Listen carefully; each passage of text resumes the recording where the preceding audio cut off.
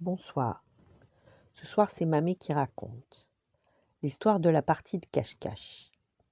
C'est la fête. Les copains sont là. Les enfants ont goûté.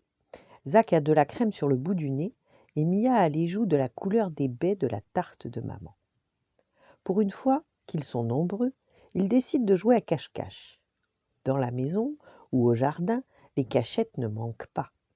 Zach va se cacher au grenier, derrière un tas de vieux journaux. Il a le ventre plein et la journée a été fatigante.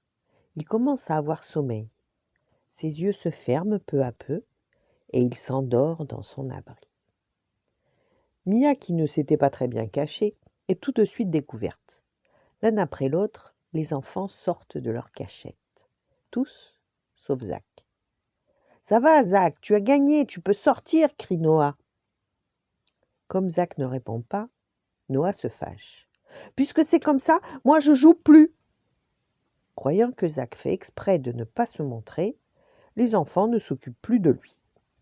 Et puis arrive l'heure où ils rentrent chez eux. Maman, prévenue, se fâche. Les enfants ne doivent pas laisser tomber l'un des leurs. Elle a crié à plusieurs reprises sur Noah et Mia afin qu'ils cherchent mieux leur frère. À cette heure-là, Noah et Mia ne savent plus où chercher. Et quand papa rentre à la maison, Zach n'est toujours pas en vue. « Ce n'est pas normal, dit-il, je pars à sa recherche. » Il parcourt tout le jardin, regarde derrière chaque plante, mais ne trouve pas le petit garçon. Mia et Noah jurent qu'ils ne savent pas où il a pu se cacher. Et si Zach était sorti du jardin? Et il s'est peut-être perdu, pourvu qu'il ne lui soit rien arrivé.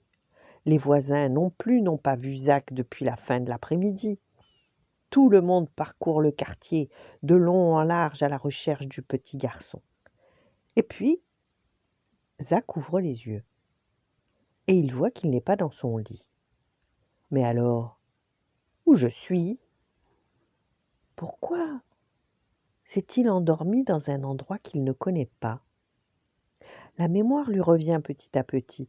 Il se souvient de la partie de cache-cache et du tas de vieux journaux.